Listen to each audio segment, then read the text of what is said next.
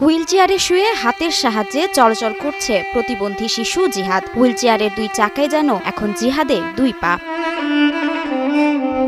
নিজ পায়ের উপর ভর দিয়ে দাঁড়ানোর শক্তি ও সামর্থ্য নেই। হামাগুড়ি দিয়ে পথ পাড়ি দেয় জিহাদ। পাকা রাস্তায় চলতে গিয়ে হাতে ও পায়ে আঘাত পেলেও যেন এটাই তার চলাফেরার শেষ ভরসা।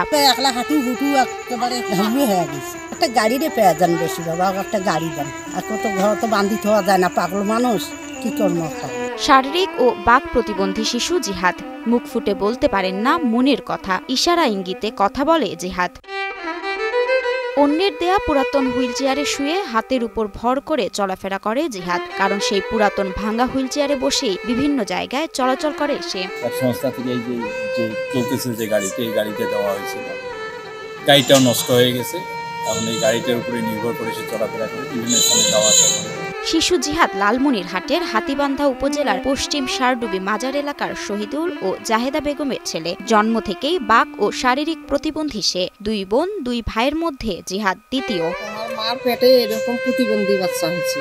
হ্যাঁ, মনে করেন যে তখন থেকে মেলা চিকিৎসা করতে গেছে, ভালো হয় নাই, এইরকমই আছে। আমার ছেলে মেয়ে চারটে, দুটো ছেলে আর এই দুইটা মেয়ে। তো এইরকমই কোমরের নিচের অংশে জোর না পেলেও খেলার মাঠে যেন অপ্রতিরোধ্য জিহাদ। দুর্দান্ত বোলিং এবং ব্যাটিংয়ে পারদর্শী সে। খেলার সাথীদের সাথে ক্রিকেট খেলায় মেতে ওঠে জিহাদ। ভালো খেলতে পারে, ব্যাটও করতে পারে, বলও ভালো করতে পারে। আমাদের মহব্বত আছে, তার খেলা নেই এবং আমাদের সাথে খেলা খেলে। জিহাদের বাবা শহীদুল ইসলাম একজন রাজমিস্ত্রি। জায়গা জমি বলতে কিছুই নেই, শুধু বাড়ি ভিটা ও ৫ শতক জমি। শিশু জিহাদের জন্মের পর থেকেই প্রতিবন্ধী হওয়ায় অনেক টাকা চিকিৎসায় ব্যয় করেও স্বাভাবিক জীবন পায়নি সে। ভালো ছিল, তারপর থেকে কান্না 2 মাস থেকে তখন থেকে অনেক চিকিৎসাপাতি করছি, ভালো হয়। কোনোভাবে ৩য় শ্রেণী পর্যন্ত পড়াশোনা করেছিল শিশু জিহাদ। ভাগ্যে নির্মম পরিহাস, টাকার অভাবে পড়াশোনা আর চিকিৎসা দুটোই বন্ধ করতে হয়েছে জিহাদের পরিবারকে। অনেক কিছু কইছিল, এখন আর পারে না। পরে আমাদেরও তো অভাবী সংসার, আমরা আর চিকিৎসা করে পাইনি, মেলা চিকিৎসা করতে করছি, টাকা পয়সা এখন তো ওই অবস্থায় চলে। নিজে ঠিক মতো চলাফেরা করতে না পারলেও এই অবস্থায় নিয়মিত 5 ওয়াক্ত নামাজ আদায় করে প্রতিবন্ধী জিহাদ। ভাঙা এই হুইল চেয়ারেই মসজিদে যায় সে। নামাজও পড়িয়েছি, সবসময় মাজার এসে বাড়িতে আসে, যাওয়া আসে করে।